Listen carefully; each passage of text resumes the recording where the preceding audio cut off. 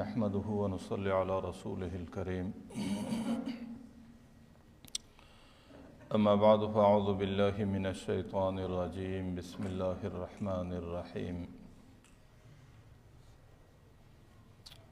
إن الدين عند الله الإسلام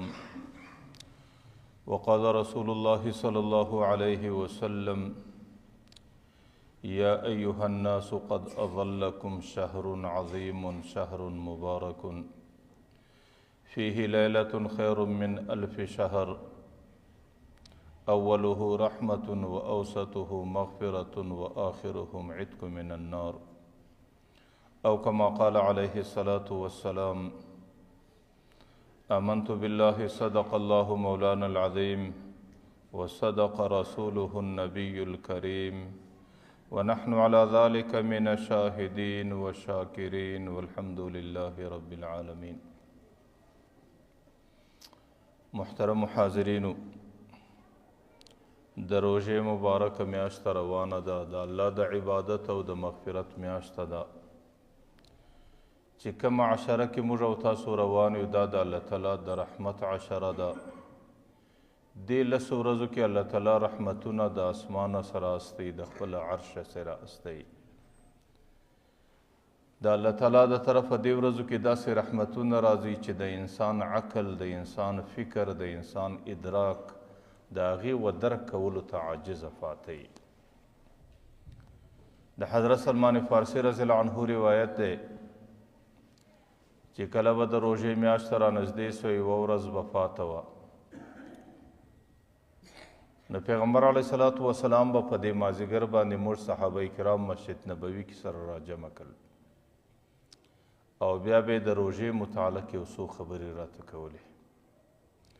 بیا به یې موږ ته اوله خبره دا وکړه، یا ایها الناس، ای خلکو، قد اظلکم شهر عظیم شهر مبارک، پر تاسو باندې یو ډېره درنه میاشت راغلې ده او پر تاسو باندې یو ډېره د برکت او ډېره مبارکه میاشت راغلې ده. د عبادت میاشت ده، د برکت میاشت ده، د الله د رحمت میاشت ده او د الله تعالی د طرفه د انسانانو د مغفرت میاشت پر تاسو راغلې ده. بیا به پیغمبر علیه السلام موږ ته یوه خبره دا هم وکړه چې فیه لیلة خیر من 1000 شهر. دې میاشته کې یوه ورځ الله تعالی یوه شپه داسې راولي چې هغې که چیرې الله تعالی انسان ته عبادت ور نصیب کړي، د هغې عبادت دا در زر میاشتې ډېر افضله دی. او زر میاشتې چې سړی د کارکولیټر په حساب باندې وایي، دا غالبا 4 کاله راځي. که چیرې الله تعالی دې بنده ته د دې یوې شپې د عبادت توفیق وله ورکړي، لکه دی چې 4 کاله مسلسل پر لمانځه پر عبادت ولاړ او 4 کاله د دې امت اکثریت عمرونه دي. بس ځکه پیغمبر علیه الصلاة وسلام وایي زما د امت عمرونه ما بین 60 الی 70، د 70 کالو پورې زیات عمرونه ختمیږي. لیکن چې اوس الله تعالی تا 4 کاله پر عبادت باندې ولاړ شمار کړي، نو در 4 کاله د ډېرو کمو انسانانو عمرونه نور زیاتېږي. پیغمبر علیه الصلاة وسلام به وایي چې د دې میاشتې روژې الله تعالی پر تاسو فرض کړي دي او د دې میاشتو د دې شپو تراویح ستاسو دپاره الله د ثواب ذریعه ګرځولې ده. او دې میاشته کې که چیرې الله تعالی انسان ته د نفلي عبادت توفیق وله ورکړي، الله تعالی په فرضي ځینې قبلوي. او دې میاشته کې که چاته الله تعالی د یوې فرضې ادا کولو توفیق ورکړي، الله تعالی یوه په 80 باندې ورشماري. او بیا به پیغمبر علیه الصلاة وسلام موږ ته ویل هذا شهر الصبر، دا د صبر میاشته ده. په دې کې به د انسان د زندګۍ ټول ترتیبات په صبر باندې، دې کې به د انسان د خوراکه څه صبري، دې کې به د انسان د چښلو څه صبري، په دې کې به د انسان د شهواني تقاضو پر ځای کولو څه صبري. په دې میاشته کې که پر ده باندې یو څه مشکل راسي، د چا د طرفه لږ تکلیف راسي، د هغو ټولو په مقابل کې به د صبري. او پیغمبر علیه السلام به ویل چې د صبر بدله جنت دی، الله تعالی به د دې صبر په عوض کې درته جنت ورکوي. او دا به ویل چې دا د همدردۍ او د غمخوارۍ میاشته ده. په دې میاشته کې الله تعالی د مسلمانانو رزق زیاتوي او دا مشاهده هم ده، تجربه هم ده. تاسو ګورئ چې کومو کورو کې په عامو کلو کې پراخي نه وي، لیکن هغوی کورونه هم که قرض کوي که هر څه کوي په روژه مات باندې د ځان دپاره خامخا یو څه برابروي. د پیغمبر علیه السلام به ویل چې دا د صبر میاشته ده، د صبر بدله جنت دی. دا د مسلمانانو د همدردۍ میاشته ده او په دې میاشته کې الله تعالی د مسلمانانو رزقونه زیاتوي. او بیا به پیغمبر علیه السلام موږ ته ویل که چیرې په دې میاشته کې یو څوک د یو مسلمان روژه مات ورکړي، یو دونه اسباب ورکړي چې د هغې صرف روژه ورباندې ماته سي،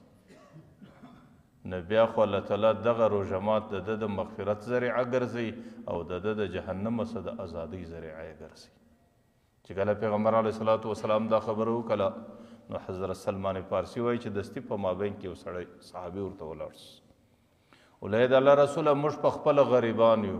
موږ په خپله مسکینان یو او زموږ په کورو کې په خپله باندې څه نه وي، نو موږ به د بل چا د روژه ماتو بندوبست څنګه وکړو؟ چې پیغمبر علیه السلام ورته وایي که چیرې یو څوک د یو مسلمان روژه ماته کړي او د روژه مات بندوبست یې وکړي، الله تعالی د مغفرت او د جهنم څخه د ازادۍ ذریعه ګرځوي.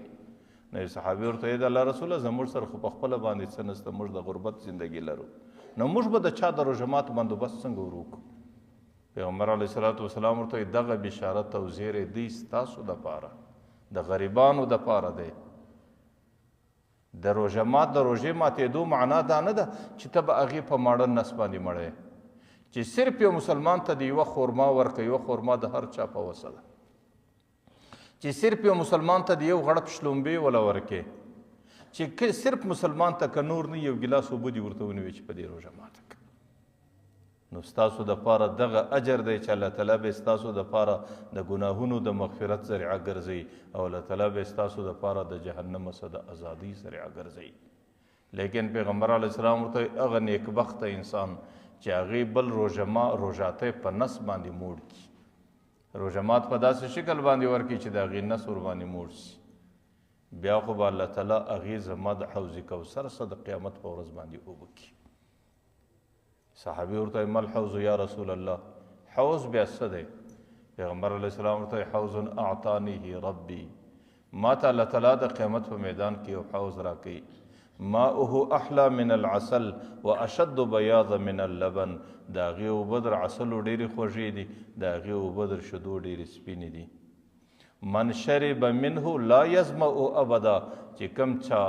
د هغې څڅک وکړله پر هغې باندې ټوله قیامت دورانیه چې هر څومره تېرېږي پر هغې بیا تنده نه راځي. ځکه د قیامت هغه سخته ورځ ده چې د انسان پر سر باندې لمر یو څو نیزې بادلاتر دی. بعضې انسانان د ګرمۍ څخه در دې بجلکو پورې په خولو کې غرق، بعضې در دې زنګنو پورې په خولو کې غرق، بعضې در نامه پورې غرق او بعضې اخر د دې غوږو پورې په خولو کې غرق ولاړ. او د هر سړي خوله د هغه سړي بدعملي او هلته پر سړي باندې د تندې ډېر زور راځي.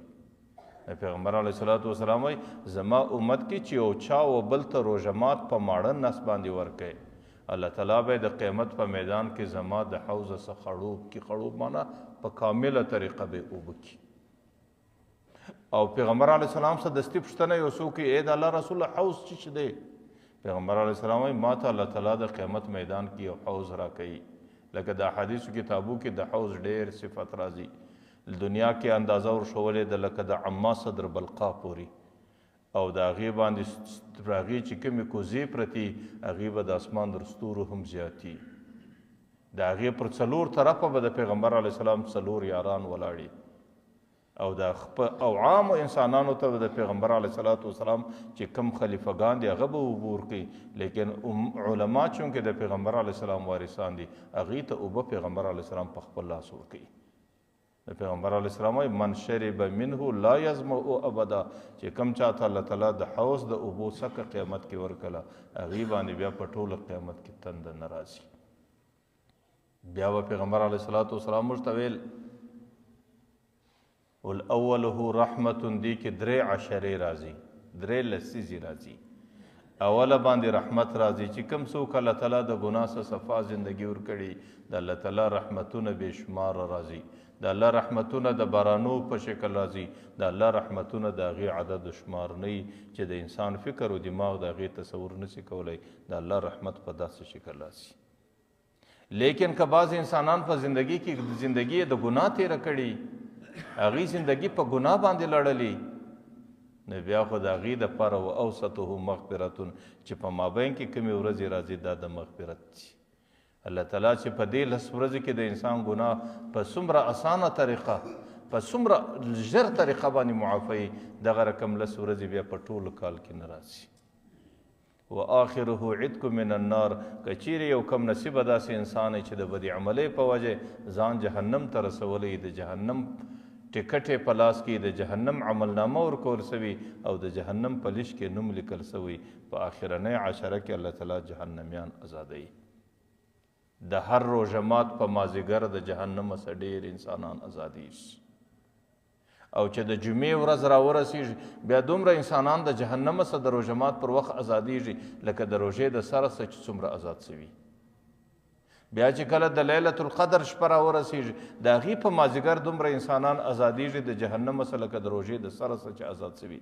بیا چې آخرنۍ روژه مات راورسیږي پر هغه روژه مات الله تعالی دومره انسانان د جهنم څخه ازادوي لکه په ټولو روژه کې چې ازاد سوي پیغمبر علیه الصلاة والسلام ویل چې دا 10 ورځې را روانې دي او 3 لسیزې را روانې دي اوله رحمت اول 10 شپې د رحمت دي و اوسطه مغفرت د مابین شپې مغفرت دی و آخره عتق من النار آخرنۍ لسیزې د جهنم څخه ازادي ده آخرنۍ خبره به پیغمبر علیه الصلاة والسلام پشته دا وکړه چې که چیرې په دې ورځو کې یو څوک د خپل ماتحت انسانانو څخه بوج سپک چې کوم انسانان د در لاس لاندې دي او د په خادمانو کې دي د په مزدورانو کې دي یا د کور انسانان دي یا د باندې انسانان دي چې کوم انسانان په دې ورځو کې محنت کوي دی د هغې محنت کوونکو څه محنت کم کړي په دې خاطر چې د روژې میاشت ده نو الله تعالی به د قیامت په میدان کې د ده څه د بدو اعمالو وزن کم کړي الله تعالی به د بدو اعمالو بوج ځینې لرې کړي الله تعالی به دی د ګناهونو څخه د قیامت په میدان کې آزاد کړي نو دې کې پیغمبر علیه الصلاة والسلام اولنۍ خبره دا کړې ده چې دا د رحمت ورځې دي او دا د صبر ورځې دي او دا د همدردۍ ورځې دي او دا د مسلمانانو سره د غمخوارۍ ورځې دي په دې ورځو کې الله تعالی د مسلمان د رزق زیاتوي او په دې ورځو کې الله تعالی مسلمان ته د نورو انسانانو سره د نیکو او د رحم کولو توفیق ولا ورکوي او زموږ په دې دین کې دا میاشته د رحم د ورځې د رحمت دي رحم رحمت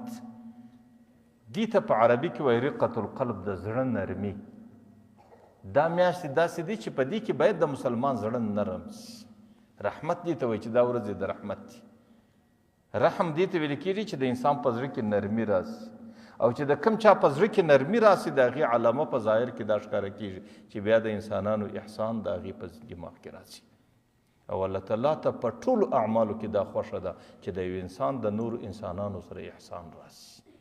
د یو انسان د نورو انسانانو سره نرمي راسي د یو انسان د نورو انسانانو سره همدردي راسي د انسان د نورو انسانانو سره وسیله راسي دا د الله تعالی په ټولو کې خوښ عمل دی د پیغمبر علیه الصلاة والسلام یو حدیث دی من نفس عن مسلم کرب من کرب الدنیا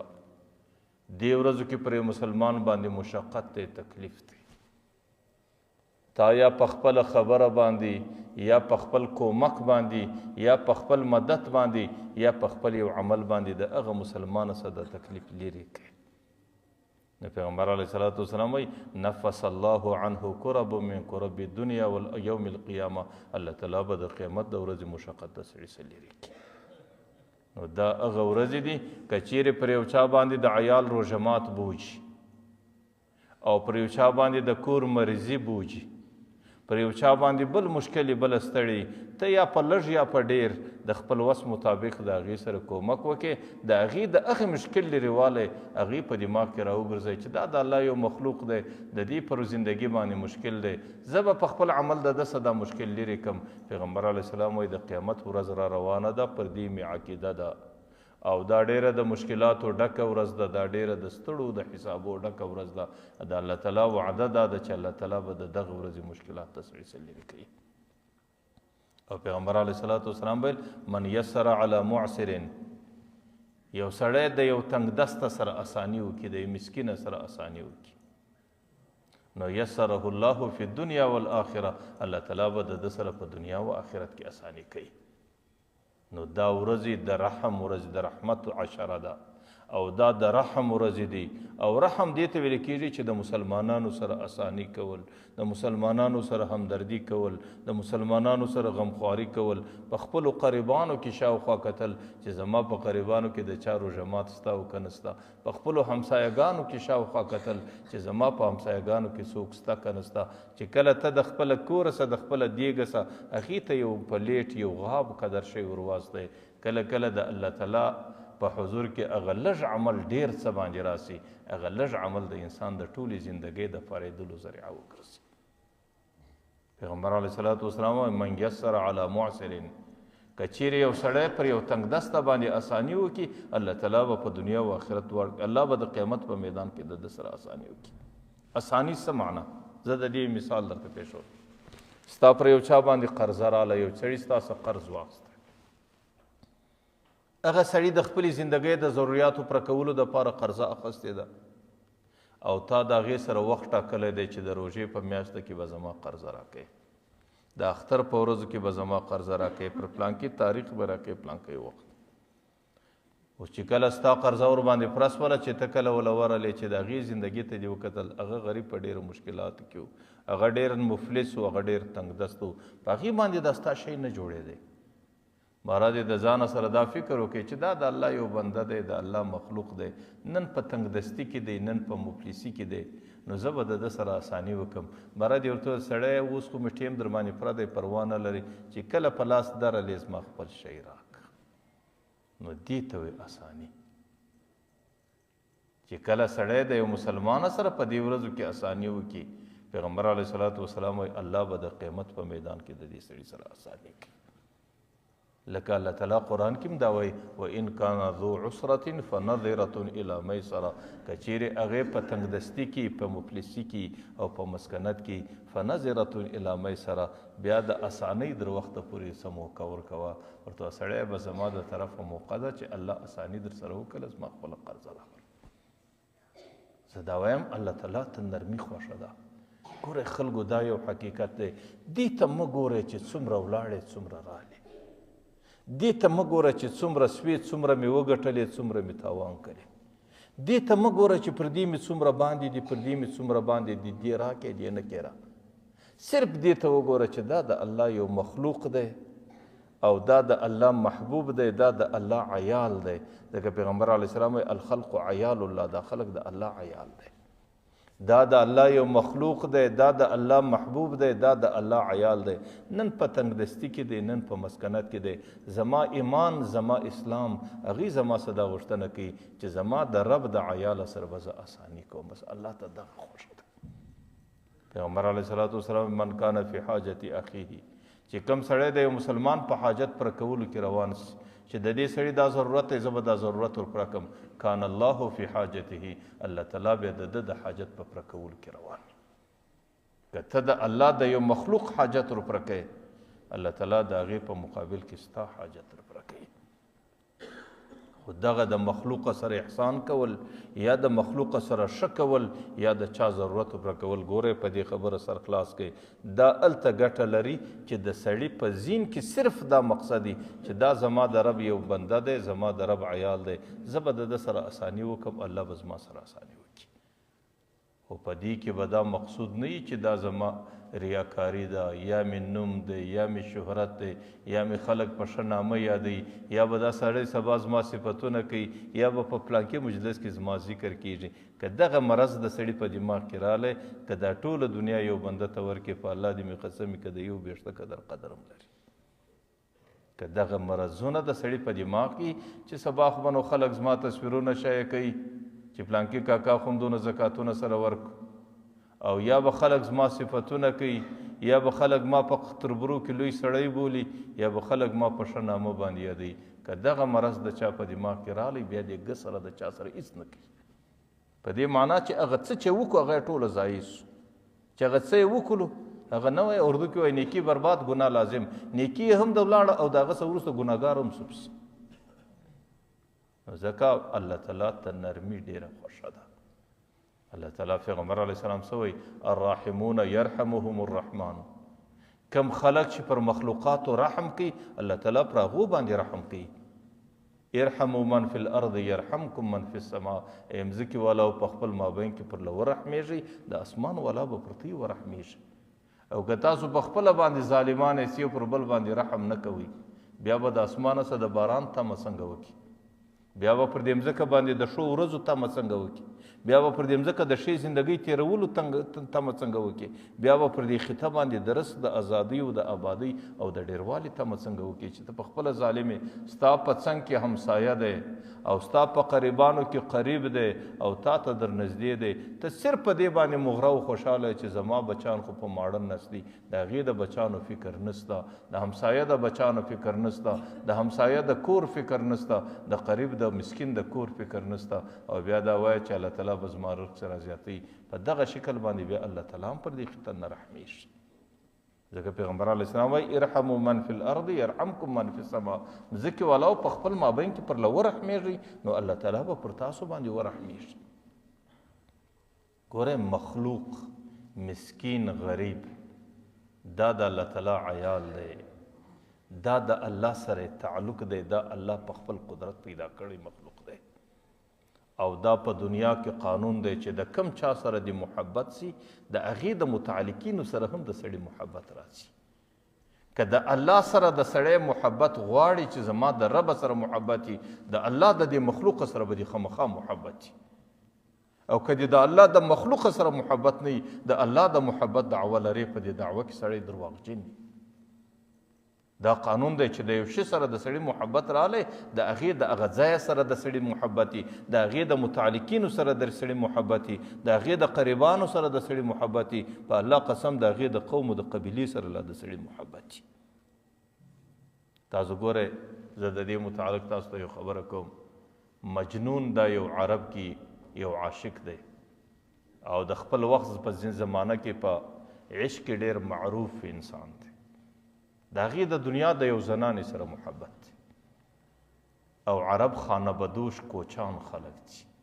او تاسو د کوچانو کږدۍ لیدلې دي چې کله یو ځای واړئ کشني کشني دیوالونه جوړ کړي، پر هغې کږدۍ واچوي، سهار چې دی کله بار سي هغه کشني دیوالونه پاتې کږدۍ یوسي. مجنون د ملګرو سره روان دی او لیلا چې په کومه کږدۍ کې اوسېدلې ده د هغه کږدۍ څه د هغې کډه بار سوې ده. بره مجنون په دې دیوالو پورې وموښتی، دا دیوالونه مچوي. هغه ملګري ورته وایي سړی ته خو لیونی یې، دیوالو کې څه دي؟ دی څه ورته وایي؟ لقد امر علی الدیار دیار لیلا. زه پر دې کورو تېرېږم د لیلا پر کور باندې رالم. اقبل ذا الجدار ذا الجدار. کله دا دیوال مچوم کله به دا دیوال مچوم. وما حب الدیار شغفنا قلبي ولكن حب من سكن الدیار. ول د دې دیوالو محبت زه دې ته نه یم مجبوره کړې چې زه به دیوالونه مچوم، ولكن حب من سكن الدیار. چې کوم څوک په دې دیوالو کې شپه تېره کړې ده، وخت یې تېر کړی دی، د هغې محبت زه دې ته مجبوره کړی یم چې د هغې په وجه به نن دیوالونه مچوم. نو مجنون د لیلا د یو بنده په عشق کې د هغې د کور دیوالونه مچولی شي، د هغې به د خپلو دیوالو سره څه تعلق وي. لیکن ته د الله په محبت کې د الله مخلوق په غیږ پورې نسې نیولی، ته د الله په محبت کې د الله عیال د هغې سره احسان نسې کولی، ته د الله په محبت کې د الله مخلوق ته ښه خبر او ښه وینا نسې کولی، نو دا به ستا د الله سره څه محبت شي. مولانا روم رحمت الله علیه مجنون د ملګرو سره روان دی، په لاره کې سپیان را روان دي، د سپو ګله را روانه ده. مجنون وغورځېدی، د یو سپی پر پښو باندې مچوي. فای سگ مجنون و بوسید خلق و گفت این چی بود. مجنون د سپي پښې ونیولې مچولې، ملګرو ورته ویل لیونی دا څه کوې؟ ده ورته ویل این سگ در کوچه لیلا رفته بود. دا سپی یو ورځ د لیلا په کوڅه کې تېر سوی دی، زما د لیلا سره محبت دی، د هغې د محبت په خاطر د دې سپي پښې مچولی سم. مولانا روم رحمت الله علیه د دې څه وروسته څه وایي؟ ورته عشق لیلا کی کم از مولا بود. سړی ستا په زړه کې خو د الله عشق دی، ستا په زړه کې خو د الله محبت دی او ته د الله مینه غواړې، د الله رضا غواړې، د الله نزدېکت غواړې. ایا د الله عشق د لیلا در عشق ډېر کم دی چې مجنون د لیلا د عشق دپاره د یو سپي چې هغه حیوان دی او مردار حیوان دی د هغې د پښو مچولو ته تیار دی، او ته د الله عاشق ځان بولې او د الله محب ځان بولې او د الله په محبت کې د الله د مخلوق سره احسان نشې کولی. ورته عشق مولا کی کمز عشق مولا کی کمز لیلا بود گوی گشتن بحر ان اولا بود. د هغې په عشق کې به د ځانه ګین جوړی چې کوم ځای پیدا کېږي هغه ځای ته به ورګېلېږي. د الله عشق چې په کوم ځای کې درته رسېږي هلته به لاس ورسوي. ځکه زه دا وایم د روژې ورځې دي، سختې ورځې دي، د مسکنت زمانه ده او پر دې علاقو باندې د کاروبار او د بندش ورځې دي. روژه راتلل زما په الله قسم په ما او تا د الله امتحان کول دي. که څه لرو هم را باندې امتحان دی، که څه نه لرو هم را باندې امتحان دی. هر مازدیګر را باندې امتحان دی او هر روژه مات را باندې امتحان دی چې زما د مخلوق سره د ده په زړه کې څومره احسان دی. دی په دې ورځو کې د رحمت عشره ده او دی د الله د رحمت تمه لري. د ده په زړه کې د رحمت در کومه درجه دی د نورو مخلوقاتو سره. ځکه په دې ورځو کې پیغمبر علیه الصلاة والسلام وایي دا د همدردۍ ورځې دي، دا د غمخوارۍ ورځې دي، دا د مسلمانانو سره د احسان کولو ورځې دي چې څوک د یو مسلمان د یو روژه مات بندوبست ور وکړي الله تعالی به د هغې په عوض کې د هغې د ګناه مغفرت او د جهنم څخه ازادي. او چې څوک د چا مسلمان کور ته یو غاب شی ور واستوي نو هغې په عوض کې د هغې بچان په ماړه سي الله تعالی به د حوض کوثره څخه عبور نصیب کړي. من شرب منه لا یظمأ ابدا چې د کم چا د حوض کوثر اوبه په نصیب شوې هغې بیا در قیامته پورې در جنت در دروازې پورې بیا تنده پر هغې باندې راځي. ځکه الله تعالی ته دا ډېره محبوبه ده چې د الله د مخلوق سره سړی احسان وکړي. بخاري شریف کې روایت دی یو زنانه د هغې ټوله زندګي په زنا او په ګناه کې تېره سوې ده. ګناهګاره زنانه ده د هغې ټوله زندګي په بدعملي کې تېره سوې ده. یو ورځ د یو کلي سره روانه د بل کلي له ورځي چې کله په دې لاره کې تېرېږي په دې لاره کې یو څا دی پر دې څا چې راورسېده یو سپی دی هغه ډېر تږی دی د دې څا غاړه نوده ده هغې د دې تندې څه دا نوده خاره څټي. هغه زنانې چې ورته وکتل ورته ودرېد د ځانه سره دا فکر وکړي چې دا د الله یو مخلوق دی الله پیدا کړی دی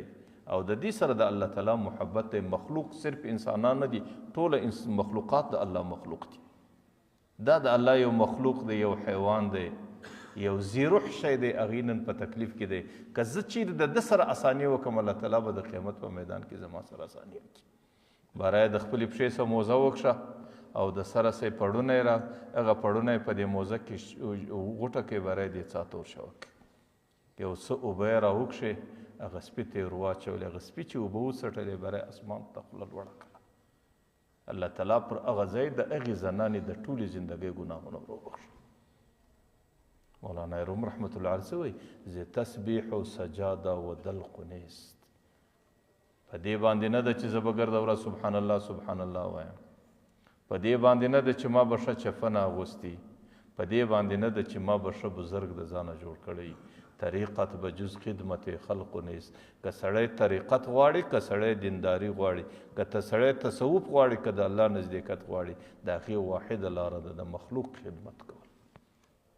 د انسانانو سره اساني کول او د انسانانو سره د رحم معامله کول او د انسانانو سره اسانه زندگی انسانانو ته جوړول. دا هم طریقت دی هم بزرګي ده هم هر څه دی. زه دا وایم چې دا د رحم ورځې دي او دا د الله د مغفرت او د بخښنې ورځې دي. نو په دې ورځو کې د مسلمانانو سره رحم کول او د دې ورځو پر رحم باندې الله تعالی د انسان سره ډېره اساني کوي. مدینه منوره کې د کاختې ورځې د مسکنت ورځې دي. د حضرت عبدالرحمن ابن عوف حضرت عثمان رضی الله عنه دا د مدینې منورې غټ رضی الله عنه چې ساګله ټول سره په فکر کې سو چې در دې نو درون ګراک څوک دی چې ود ته ناست د مدینې چې څومره تجاران دي دا خو موږ ټول دلې سره راجموي. در دې درون ګراک ود ته څوک ناست چې کله مجلس سوړ سو خبره آرامه سوه حضرت عثمان اعلان وکړ علما ته یو ګراک ناست دی هغې پر یوه روپۍ باندې 10 ګټه راکوي د یوې روپۍ پر مال باندې 10 روپۍ ګټه راکوي اخر ورته وایي چې دا د الله فیصله ده من جاء بالحسنة فله 10 امثالها د یوې که د یوه صدقه کله الله تعالی 10 چنده عوض درکوي مروای زما مال د هغې که مال دی که ګټه ده که د هغې رأس المال دی که د هغې خپل سر دی دا ټول نن د مدینې دپاره صدقه دی بره هغه د مدینې غریبان رازغلي د حضرت عثمان قافله ټوله صدقه سو چې کله صدقه سوه د شپې چې رالی حضرت عبدالله ابن عباس پیغمبر علیه صلات وسلام ته ډېر محبوب صحابي و د پیغمبر د اکا زوی حضرت عبدالله ابن عباس په دې شپه کې پیغمبر علیه السلام په خوب کې ویني پیغمبر علیه صلات وسلام پر آس و پر براقو باندې سپور دی د یو خوا سرازي تیریږي حضرت عبدالله ابن عباس پاره در لاس دا چلوي ونیوی ورته یې د الله رسوله ستا دیدار ته مې ډېر زړه غواړي یو ساعت کې صبر وکړه چې زه دې ووینم زما سترګې ستا په دید باندې مړې سي ځکه صحابه د پیغمبر داسې عاشقانو چې د خدای په ذات قسم د پیغمبر د سترګو پر رپ خپل سرونه دستي قربان کړل د هغې د سترګو خنکوالی هلته و چې د پیغمبر علیه السلام جبین او تندي ته به یې کتل په دې وخت کې به د دوی زړونه ارام و د دوی سترګې به خنکې وې نو عبدالله ابن عباس ورته وایي د آس جلوې ونیوې ای د الله رسوله زما د ډېره وخته څه ستا دید زړه غواړي ته یو ساعت کې انتظار راته وکړه چې زه خو درته وګورم د پیغمبر علیه صلات وسلام په ډېره تلوار کې دی دی ورته د الله رسوله ولې دومره تلوار ده ورته نن په جنت کې عثمان پر مځکه سخا کړې ده او په جنت کې الله تعالی د هغې د حرو سره نکاح ده او ټول انبیا 1,40,000 زیاتو کم پیغمبران ټول پر هغه ولیمه باندې سره راجمع دي صرف زما انتظار دی زه په منډه باندې ځان ورسوم چې حضرت عثمان رضی الله عنه نن د مځکې پر مخ باندې صدقه کړې ده او د هغې په عوض کې الله تعالی په جنت کې د ډېرو زیاتو حرو سره د ده نکاح ده او د هرې نکاح دپاره ولیمه او د هغې ولیمه په جنتو کې تیاره ده او هغې ولیمې ته 1,40,000 زیاتو کم پیغمبران را رسېدلي دي صرف زما انتظار دی چې زه به ځان ورسوم نو مالداران هغه خلک وو د خپل مال و دولت څه هغې خلکو ګټې واخیستې هغې خلکو د دنیا سره رخصت په داسې حال کې واخیستی چې ځان له په جنت کې کورونه برابر کړي بیا هغې ته د هغې خپلو کورونو منظر پر دې جنت پر دې زکندن ورښکاره کېدی ځکه نیکبخته انسان چې الله تعالی روح اخي د جنت منظر ورته ښکاره کړي کله د جنت ګل ورته ښکاره کړي تاسو نه یې لیدلی نیکبخته انسان پر حالت د زکندن د لاس داسې وغورځوي کتابونه دا لیکي چې د جنت په هغه شي پسې د لاس پورته کړي نو زه دا درته وایم چې دا د ورځې دي او دا داسې ورځې دي چې مبارکې ورځې دي دا پر انسان باندې راځي په دې ورځو کې خامخا د ځانه سره د خپلو قریبانو سره د دې سره احسانات وکړئ د چا د روژه مات ترتیب برابرول او د یو چا د روژه مات غم خوړل او د چا د روژه مات فکر کول حضرت عبدالله بن عمر رضی الله عنه یو روایت را نقل کوي وایي ان الله عز وجل خلق خلقا لحوائج الناس الله تعالی یو څه انسانان په دې مځکه کې په دې خپلو مخلوقاتو کې پیدا کوي د څه دپاره پیدا کوي لحوائج الناس په دې نیت یې پیدا کوي چې دا بندگان به زما د خلکو زما د مخلوق حاجتونه ورپوره کوي او یفزع الناس الیهم فی حوائجهم د خلکو چې کله حاجت سي د ده دروازه ته یې تموي الله په دې مځکه کې یو څه د خیر خلک پیدا کوي الله تعالی د خلکو د حاجتو پوره کولو دپاره یو څه خلک پیدا کوي چې کله په محله کې یو مسکینې د هغې سترګې د ده دروازه ته کږي چې کله په محله کې یو درپدر یې د هغې د دروازې پر طرف باندې انتظار او الله تعالی د خلکو یفزع الناس الیهم چې خلکو باندې کله مشکلات راسي هغې تمه و ده ته لري د خیر تمه یې د ده صحیح نه پیغمبر علیه السلام وایي اولئک الامنون من العذاب دا زما په امت کې هغه خلک دی چې الله تعالی د عذابه څه بېغمه انسانان ټاکلي دا به هغه خلک دی چې الله تعالی به په عذاب په امن کې ساتي الله تعالی به دوی ته عذاب نه ورکوي الله به د قیامت په میدان کې د دوی سره په حساب و کتاب کې اساني کوي او الله تعالی به دوی ته اسانه زندگی ورپه نصیب کوي حضرت عبدالله ابن عمر یو بل حدیث هم را نقل کوي ان لله اقواما اختصهم بالنعم الله تعالی یو په دې خپلو مخلوقاتو کې یو څه کسان پیدا کړي مال و دولت ورکړي، نعمت ورکړي، شکور ورکړي، پراخه زندگی ورکړي. د څه دپاره یې ورکوي؟ لمنافع العباد، د خلکو د نفع دپاره چې زما بندګانو ته په دغه کور کې نفع رسیږي، زما بندګانو ته د دغه کوره څه خیر رسیږي، او زما د بندګانو حاجت په دغه کور کې پوره کیږي، او زما بنده د خیر سترګې د دغه کور دروازې ته ور اړولی شي. نو ان لله اقواما اختصهم بالنعم، په دې مځکه کې یو څه کورونه داسې سته الله تعالی په نعمتو باندې آباد کړي. د څه دپاره آباد کړي؟ لمنافع العباد، چې د خلکو نفع یي، د خلکو ګټه یي، او خلک د خیر تمه ځین لري. یقرهم فیها ما یبذلونها، په دې کورو کې هغه څه پرته دي چې د هغو څه د خلکو ګټه ده، او خلک د هغې څه نفع اخیستلی سي، او خلک د نفع لپاره ورځي. فاذا منعوها، که هغه کم نصیبه خلک چې دوی ته الله کم نعمتونه د خلکو د ګټې دپاره ورکړي دي، که هغه کم نصیبه خلک د خلکو څه دا ګټه راوګرځوي، او بس د نظر پر خپل عیال دی، پر خپل کور دی، نه د چا غربت ورځي، نه د چا مسکنت ورځي، نه په دې کې فکر بندېږي. د پیغمبر علیه صلات وسلام وایي فنزعها منهم، الله ورته دا مال و دولت د ده څه واقع وایي، ته د دې اهل نه یې،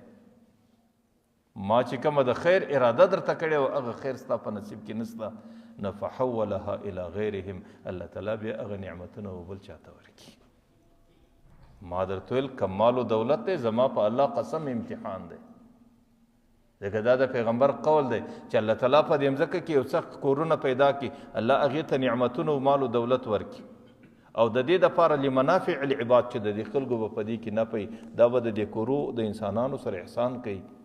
لیکن په هغې باندې الله امتحان وکړي چې کله دوی هغې خلکو سره احسان نه کوي، نو په امتحان کې ناکام سي، چې ناکامه سي الله تعالی څو ورځې بعد ورته ځینې واخلي. فحولها الى غیره، الله تعالی بل چاته ورکړي، هغه نور خلک بیا د هغې احساناتو د هغې څه بیا نفع اخلي، او د مخلوق انسانانو ته احسان ورسوي. تاسو ګورئ د الله تعالی نظام په لاس کې دی چې د کم کوره څه د مسلمانانو خیر پر هغې کور باندې د الله تعالی د طرفه د اسمان دروازې را پرانیږي. تاسو به په دې محل کې، په دې عرف کې، په دې معاشره کې، په دې وطن کې در اوسه نه لیدلي چې څوک په خیر و خیرات مسکین سو، په عیاشي باندې مسکینیږي، د سود په کاروبار مسکینیږي، د خمار په کاروبار مسکینیږي، په نور خبرو باندې سړی مسکینیږي، لیکن د خیر او د صدقې په کاروبار باندې در اوسه پورې څوک مسکین سوی نه دی. پیغمبر علیه صلات وسلام خپل جانثار صحابي حضرت ابوذر ته وایي، ورته یا ابوذره، د دې اسمانو څلور د عرش سره لاندې یو دروازه ده، د انسانانو رزقونه الله تعالی پر هغه دروازه راشوه کوي، ورته د هغه دروازې پراخوالی او تنګوالی هغه د دې دنیا د نفقې او د صدقې په مقدار دی. که دلته د سړي صدقه زیاته وله، د خلکو سره احسانات زیاتولو، او د سړي سره د لاسه څه خیر ډېر واتی، هغه دروازه الله دغسې پراخه ورباندې راوچوي. او که چیرې دلته سړی پر ځان باندې تنګي جوړوي، پر خلکو باندې تنګي جوړوي، پر عیال باندې تنګي جوړوي، پر مسکین و غریب باندې تنګي جوړوي، د هغې وخت د طرفه څه الله تعالی هغه اسمان دروازه هم ورباندې راتنګه کړي. هغه زموږ سپین زړو به ویل چې څنګه یې ونیسي الله تعالی هغسې رسي،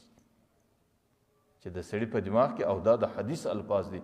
پیغمبر علیه السلام وایي، حدیث قدسي دی، انا عند ظن عبد بي، الله وایي زه د بنده پر ګمان چلیږم، که ستا دا ګمان و چې الله زه به صدقه کوم، الله ما ته پراخ رس راکړي، الله یې پراخ درکوي، او که ستا دا ګمان و که ما صدقه و که زه مسکینېږم نور رزق نه راکول کېږي، الله تعالی بیا نور رزق نه درکوي.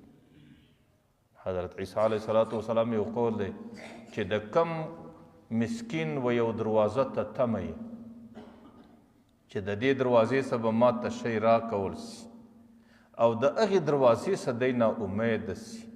د هغې څه برته دغه صفات سي، الله تعالی هغې کور اوه ورځې مسلسل د رحمت د فرشتو څه ناامیده کړي، الله تعالی هغې کور ته بیا د رحمت فرشتې نور پرېږدي. زه دا وایم زموږ په دې امتونو کې قارون ډېر لوی مالداره سوی دی، قرآن کریم کې د هغې ذکر دی، د هغې چې به کله د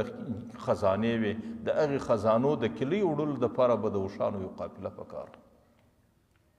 چې کله حضرت موسی علیه صلات وسلام بعضې روایت دا دي چې د موسی علیه السلام د اکا په زامنو کې چې کله حضرت موسی علیه السلام باندې د خیر او د زکات خبره راله،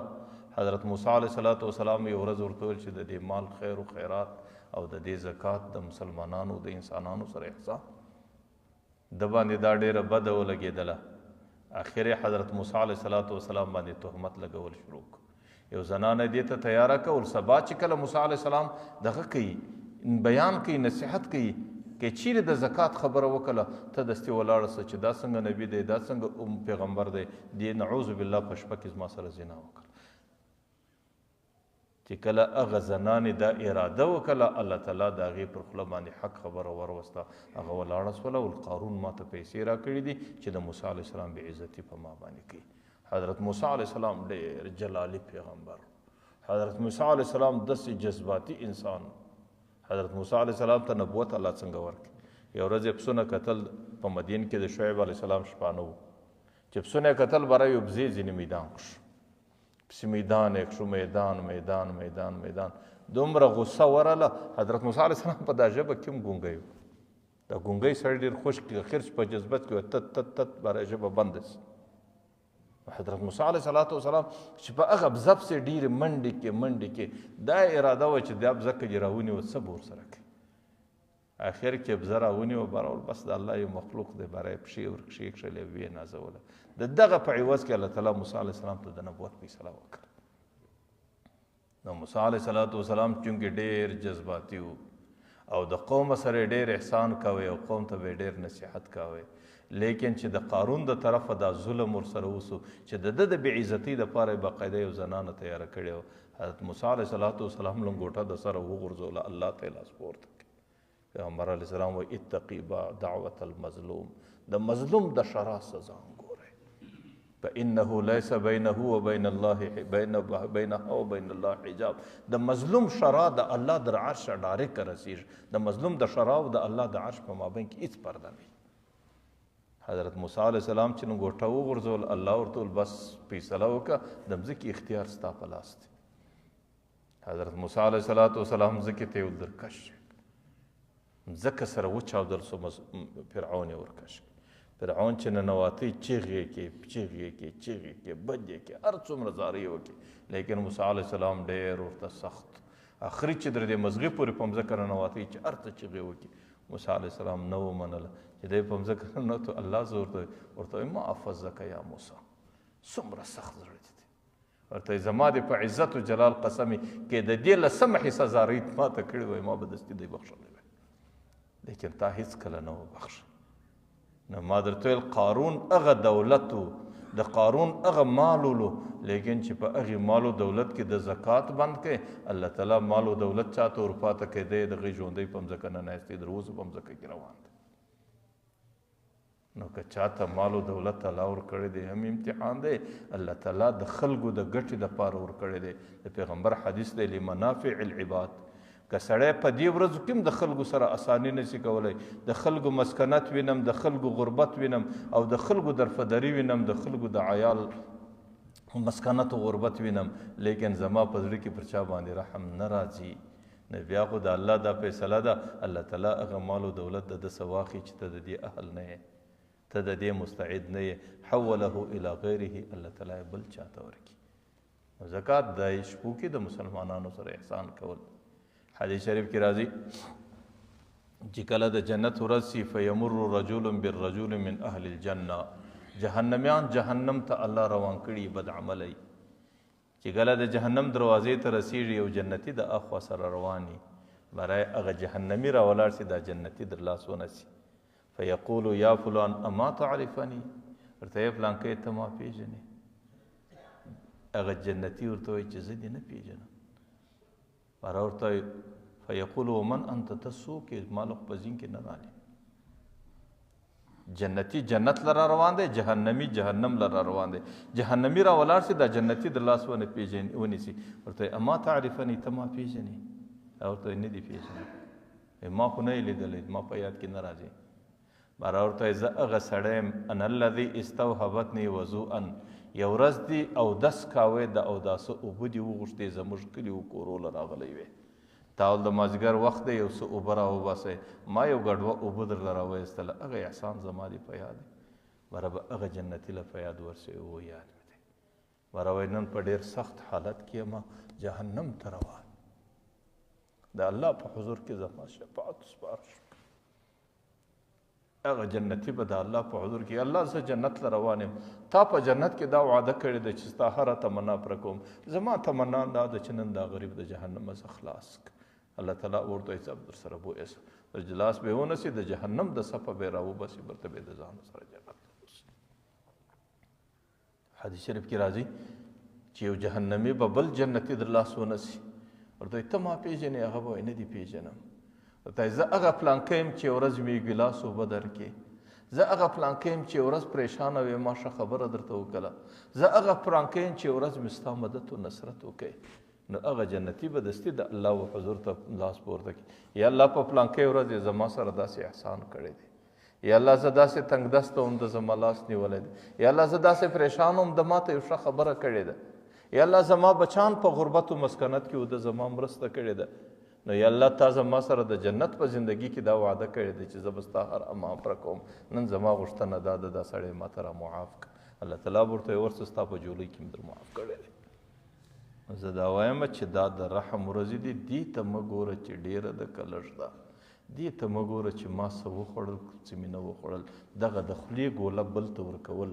او د بل سره احسان کول او د بل زړه خوشحاله کول په خدا قسم زموږ د دین خاصیت دی او دا د دې ورځې د رحمت دی او دا د رحمت عشره ده او رحمت ما مخکې د ټول د زړه نرمي ته ویل کېږي د نیکبخته انسانانو به دغه ورځ ورنه د الله مخلوق دی الله هر چا ته رزق ورسي هېڅوک وږی نه ویدېږي پر چا به احسان نه اچي هر چاته الله تعالی خپل مقدر رسوي نه وږی څوک بېد سوی دی نه بېدېږي چې یو څوک د چا خوله ستا د کور په نفقه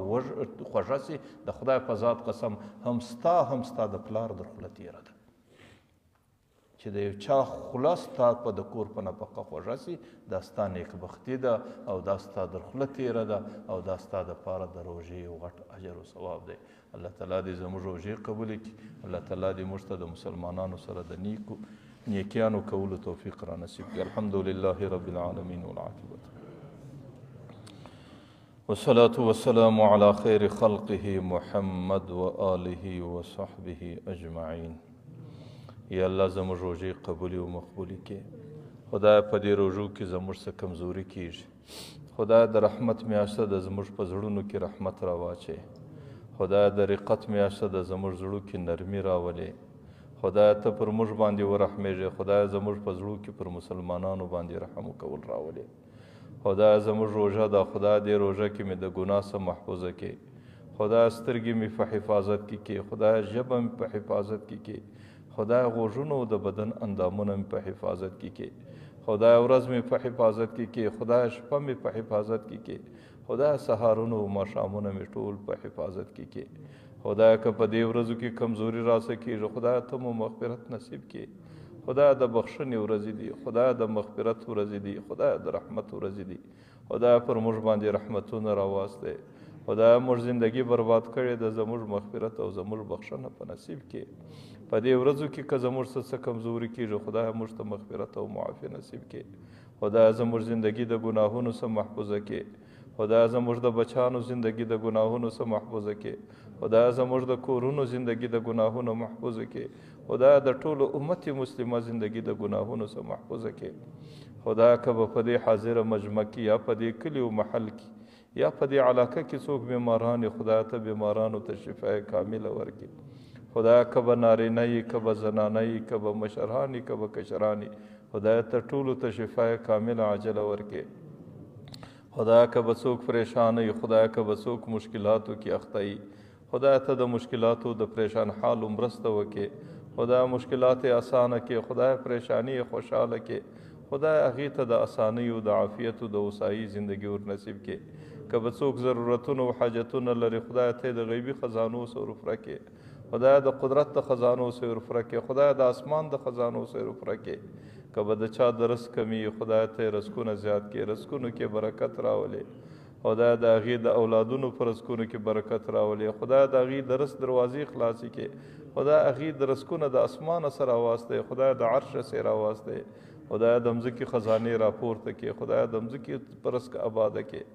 خدایه د مجاهدینو جهاد قبول کړې، د مبلغینو تبلیغ قبول کړې،